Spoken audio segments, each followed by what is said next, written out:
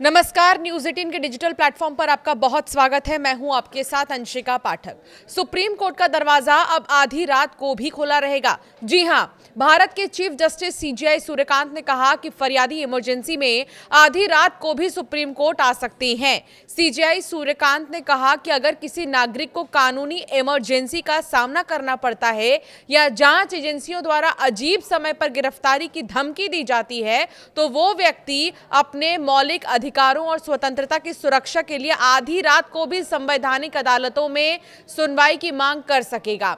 CJI Suryakant ने कहा, मेरा प्रयास है और रहेगा कि सुप्रीम कोर्ट और हाई कोर्ट को लोगों की अदालतें बनाई जाएं, जहां कानूनी इमरजेंसी में काम के घंटों के बाद भी किसी भी समय संपर्क किया जा सके। उन्होंने कहा कि उनकी प्राथमिकताओं में से एक ये है कि कई अहम संवैधानिक मुद्दों से जुड़ी पेंडिंग याचिकाओं से निपटने के लिए जितनी हो सके उतनी संविधान बेंचें स्थापित की जाएं, जैसे कि चुनावी रोल के स्पेशल इंटेंसिव रिवीजन SIR की वैधता को चुनौती देने वाली याचिकाओं का मामला जो बिहार से शुरू हुआ और अब 1 दर्जन राज्यों में चल रहा है। इधर सीजेआई ने जल्द न्याय सुनिश्चित करने और इंसाफ के लिए नया सिस्टम लागू कर दिया है। सुप्रीम कोर्ट में कामकाज में सुगमता, जल्द न्याय सुनिश्चित करने के लिए SOP जारी की गई है।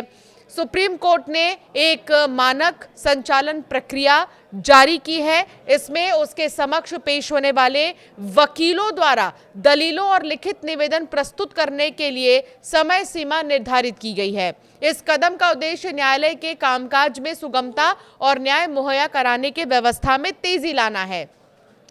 सीजेआई यानी कि प्रधान न्यायाधीश सूर्यकांत और उच्चतम न्यायालय के अन्य न्यायाधीशों ने सोमवार को एक परिपत्र जो है वो जारी किया। इसमें सभी मामलों में मौखिक दलीलें प्रस्तुत करने की समय सीमा का पालन करने के लिए SOP तय की गई है।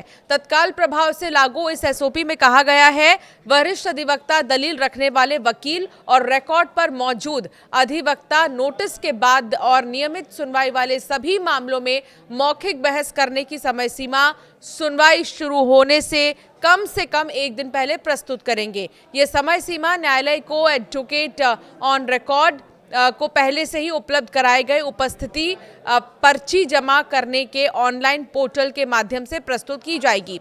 इसमें कहा गया है कि वरिष्ठ अधिवक्ताओं सहित बहस करने वाले वकील अपने AOR या पीठ द्वारा नामित नोडल वकील यदि कोई हो के माध्यम से सुनवाई की तारीख से कम 3 दिन पहले दूसरे पक्ष को एक प्रति देने के बाद संक्षिप्त नोट या लिखित प्रस्तुति दाखिल करेंगे, जो 5 पृष्ठ से अधिक का नहीं होगा। शीर्ष अदालत के 4 रजिस्ट्रार द्वारा हस्ताक्षरित परिपत्र में कहा गया कि सभी वकील निर्धारित समय सीमा का सख्ती से पालन करेंगे और अपनी मौखिक दलीलें पूरी करेंगे। तो अब अगर आपको जरूरत है कोर्ट की रात में भी, तो ये मत सोचिएगा कि अब कोर्ट के दरवाजे बंद हैं, क्योंकि अब रात के समय भी कोर्ट के दरवाजे खुले रहेंगे। आपकी राय क्या है इस पर हमें जरूर कमेंट कर बताएं।